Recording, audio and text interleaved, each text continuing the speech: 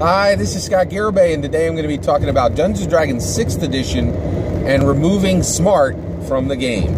Alright, so basically right now it is my contention that Dungeons & Dragons 1st, 2nd, 3rd, 4th, 5th Edition all are created for smart people. There is one primary reason why. There are many pieces of evidence that point to the fact that Dungeons & Dragons was created by a very smart person and has remained as a product targeted specifically at smart people from the beginning and through every edition. And what I'm saying is that within 6th edition, that needs to be removed. So I know that's a significant statement, so I'll talk it through. All right. So one, let's get out of the way that this contention is correct, and I'll present my evidence for that, okay? So there are many kind that I think are quite evident why Dungeons & Dragons is specifically for smart people, but all of those reasons kind of echo out from one specific reason, and that specific reason is 750 pages of content, okay? Every single edition of Dungeons & Dragons has come out in hardback, hardback, 3 hardback books, DMG, PHB, and MM, okay? Each one of those books has been a minimum of 250 pages. Some of them have been over 300 pages long, right? That means that every single edition, your Dungeon Master, at minimum, must read 750 pages of content. The vast majority of Dungeon Masters don't just read 750 pages of content, they reread multiple sections, right? And there's quite a few Dungeon Masters who have read the PHB, the DMG, the PHB, and the MM no less than, 5-10 times, right? So you're talking minimum 750 pages of reading, and that's not reading for fun, reading to grasp a specific storyline. That's 750 pages of rules, right? That guarantees that Dungeons & Dragons is for smart people. You can say whatever you want, you can make any excuse you want, but the reality is non-smart people just don't read 750 pages of rules to play a game. And that's not even a reasonable request for people to do, right? Unless you're highly educated and highly smart, right? Okay. So, I want to talk about 3 groups today. I want to talk about people with above average intelligence. I want to talk about people with average intelligence, and I want to talk about people with below average intelligence. At no point in this am I talking about people who have IQs less than 80 or 90, which would need, assistance, right, in life, right? Below average intelligence people can drive and do all kinds of jobs, and I'm not talking about people below average intelligence, right? I'm not talking about that last group. So, 3 groups. Above average intelligence, below average intelligence, okay? Now, when I say smart, I mean, I believe that is synonymous with above average intelligence. Those are smart people, right? Now, the reality is, I think about my own gaming group, right? I have multiple gaming groups. And I think back, and I have never been in a game that has not had a majority of college-educated people, okay? In fact, I don't even think I've had a majority that didn't have at least 1 degree, right? So, and now I absolutely have played with games that had people with no college degree, right? But many of them were either in the military or they had other hobbies that clearly showed they had above average intelligence, that they were smart, right? Okay. So the 750 pages, in my opinion, has become a filter. The 750 pages of content that must be not just read, but mastered, has become a filter. And it's one of the reasons why Dungeons & Dragons has the absolute largest problem it has today, which is a lack of really top-notch dungeon masters, right?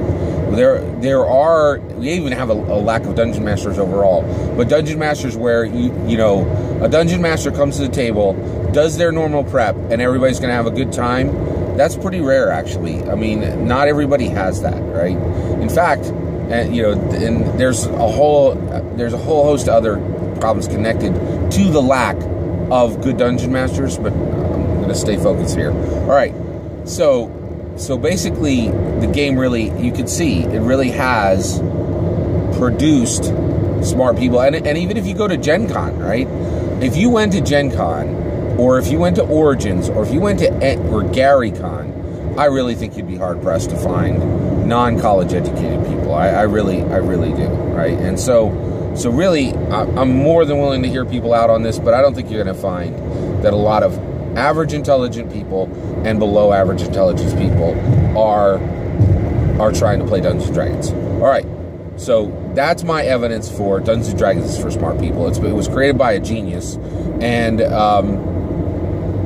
since then, it has been maintained in every edition to be for smart people. In 6th edition, that must end.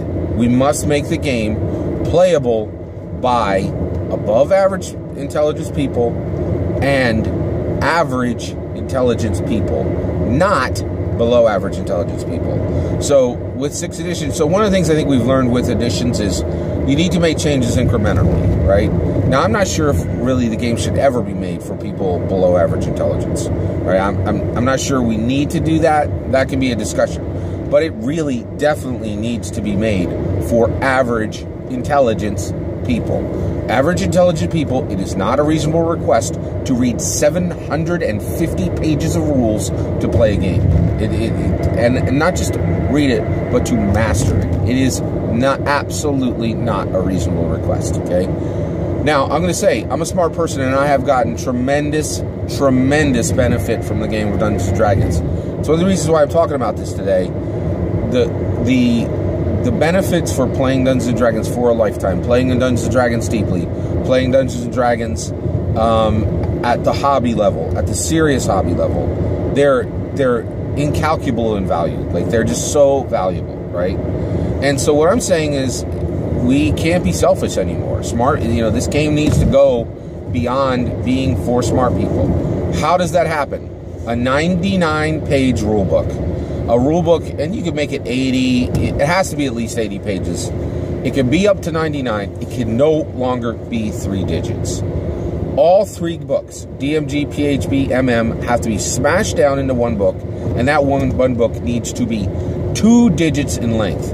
No longer than 99 pages. This will allow average intelligence people to come in and be dungeon masters. That is absolutely critical. And the reason why is we know for a fact we have 8 million players, right? I would really like to see 30 to 40 million players in America, right? That is triple, quadruple growth. That type of growth is not going to come from anything but a dramatic change, right? This is a dramatic change that is selfless, not selfish, right? This is a dramatic change that is logical, right? That we have the data from 44 years of seeing how the game has progressed, right? And we need to end this filter, right?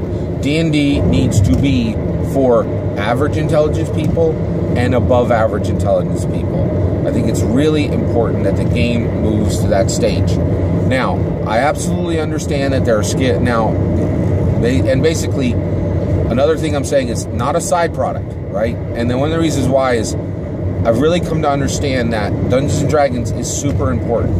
It is what the world understands tabletop role-playing games to be. It sets the pace, and it sets, like, essentially the paradigm for the entire tabletop role-playing game industry. It is the banner carrier. It is the flagship. What happens with it is critical, right? And one of the reasons why I'm saying this is, like, look at Pathfinder 2e, man. That thing is, like, it's close to 500 pages long, right? And so where Dungeons & Dragons has set this one bar, and the complexity on that game goes even higher than normal Dungeons & Dragons, because it treats the processing engine of combat, which is systematic deconstruction intricate ontology, and spontaneous reconstruction, it takes that entire combat engine and makes it even more complex and makes it run on even more fine-toothed cogs, right? So the reality is we really need Dungeons & Dragons to do what the industry needs to do, which is to make Dungeons & Dragons for average intelligence people. And here's the other thing. We no longer need to provision smart people in any way. Even when the game is written for average intelligence people. So right now, I believe the people who are playing Dungeons & Dragons are smart, artistic creatives, right? What I want it to be for is artistic creatives who are average intelligence, right? And the reality is I think there's just millions of more people who can come in if they're not faced from day one with 750 pages of content to play. That is an unreasonable mark, and it needs to end, right? Now, and the other thing is, we absolutely, the question is, well, can you do that? Can you make Dungeons & Dragons compelling in under 99 pages? You absolutely can. The rule systems, right? The rule systems for, this has been proven by Index Card RPG, this has been proven by Tiny Dungeon 2E, and this has been proven by the Black Hack. All of those, the rule systems for them are probably no more than 30 or 40 pages long, right? And so what would need to really be compressed is you would need to compress the setting down into another 30 pages, right? And this is going to be incredibly difficult, but it's been done multiple times, right? The only thing that needs to be done now is how does this fit for the Dungeons & Dragons brand, right? And I really feel like this is really important to do, because the benefits of playing this game are so high. Why should they go to the people who are already getting benefits from life, right? I just really feel like I've been blessed so much by Dungeons & Dragons, and I really think this needs to be bracketed down to the next bracket of intelligence, which is just average intelligence people, right? And so I think it's really critical that this move takes place. Thank you very much. Please consider liking and subscribing. Have a great day.